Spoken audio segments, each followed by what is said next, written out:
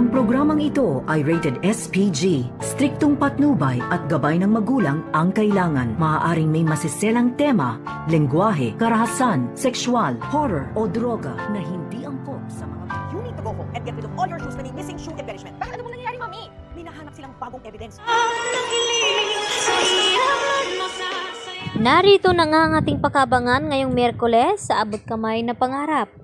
Dali-dali naman na tinawagan ni Moira itong kanyang anak na si Zoe at sinabi na kinakailangan na umuwi agad sa bahay ni RJ dahil may bago daw ang ebidensya na nakuha itong sina Giselle at RJ at ang mga pulis. At dito na nga na tinanong ni Zoe kung anong ebidensya iyon. At dito na sinabi ni Moira tungkol dito sa sapatos ni Zoe dahil hindi niya nga matatandaan dahil hindi napansin ni Zoe kung saan nahulog itong kanyang design ng kanyang sapatos nung ito'y maitulak niya nga itong si Don Pepe sa bangin. At nang makauwi na nga itong si Zoe ay huli na nga ang kanyang pagdating.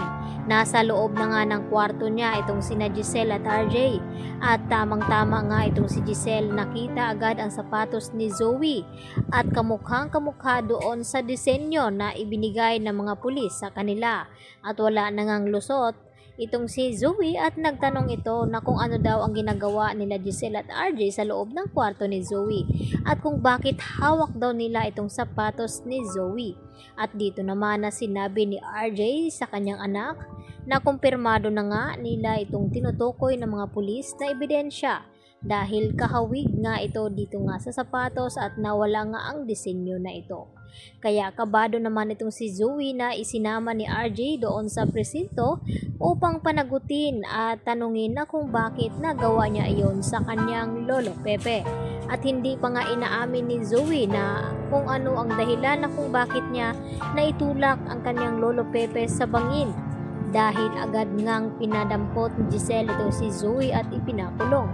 At dito naman nagmamakawa itong si Zoe sa kanyang ama na si RJ na sana raw ay huwag siyang ipakulong dahil hindi naman daw niya sinasadya ang ginawa niya dito kay Don Pepe.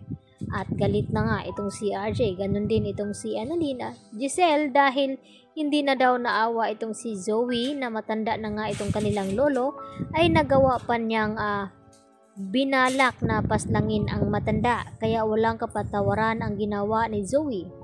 At hindi pa nga nila nalaman kung ano ba talaga ang totoong dahilan na kung bakit umabot sa ganung sitwasyon na nagawang ipadukot ni Zoe ang kanyang lolo. Kahit si Moira naman ang may pakana ng lahat. At hindi naman maisuplong ni Zoe ang ina na siya nga ang dahilan na kung bakit nakidnap itong si Lolo Pepe dahil sa nalamang sikreto nito na itong si Zoe ay hindi nga tunay na anak dito ni RJ at hindi kadugo ng mga tanya. At lalo pa itong tunay na ama nito na si Carlos Benitez. Dahil yun nga lang ang sinabi ni Zoe ang tungkol sa pagtulak niya kay Don Pepe sa bangin dahil binalak niyang iligtas ito sa mga kamay ng kanyang ina. At dito naman na inagaw nga dito ni Zoe ang cellphone na hawak nga noon ni Don Pepe. Kaya yun ay nahulog sa bangin ito.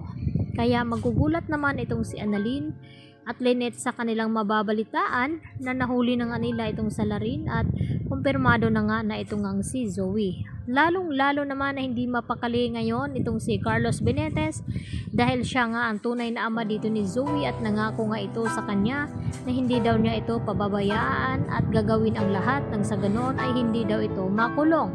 Subalit ay huli na nga ang lahat dahil kampante sila na absuelto na sa ebidensya ng pulis at may nakuha nga bagong ebidensya laban sa kanila. Yan lang po at maraming salamat.